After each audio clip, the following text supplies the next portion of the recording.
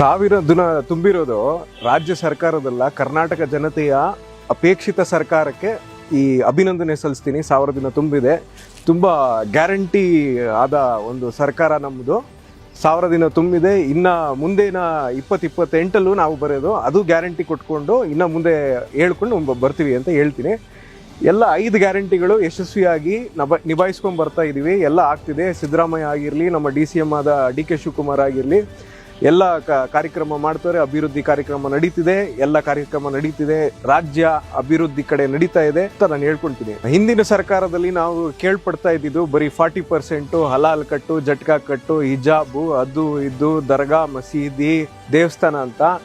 ಈ ಬಾರಿನ ಸರ್ಕಾರ ಬರೀ ಹೇಳ್ಬೇಕಂದ್ರೆ ಅಭಿವೃದ್ಧಿ ನಡೀತಿದೆ. ಎಲ್ಲ ಕಡೆ ಬೆಂಗಳೂರು ಡೆವಲಪ್ಮೆಂಟ್ ಆಗಿರಲಿ, ಎಲ್ಲ ಬೇರೆ ತಾಲೂಕು ಆಗಿರಲಿ, ಜಿಲ್ಲಾ ಆಗಿರಲಿ, ಎಲ್ಲ ಅಭಿವೃದ್ಧಿ ಕೆಲಸ ನಡೀತಿದೆ. ಯಾವ ಕೋಮುಗಲಭೆ ನಡೆದಿಲ್ಲ, ಯಾವ ಇದು ನಡೆದಿಲ್ಲ. ಇದು ತುಂಬಾ ಒಂದು ಪೀಸ್ಫುಲ್ ಆದ ಒಂದು ಸರ್ಕಾರ ಅಂತ. 1000 ದಿನ ತುಂಬಿರುವ ನಮ್ಮ ರಾಜ್ಯ ಸರ್ಕಾರಕ್ಕೆ ಅಭಿನಂದನೆಗಳು. ನಮ್ಮ ಮಾನ್ಯ ಶ್ರೀ ಮುಖ್ಯಮಂತ್ರಿ ಆದ ಸಿದ್ದರಾಮಯ್ಯ ಅವರಿಗೆ ಅಭಿನಂದನೆಗಳು.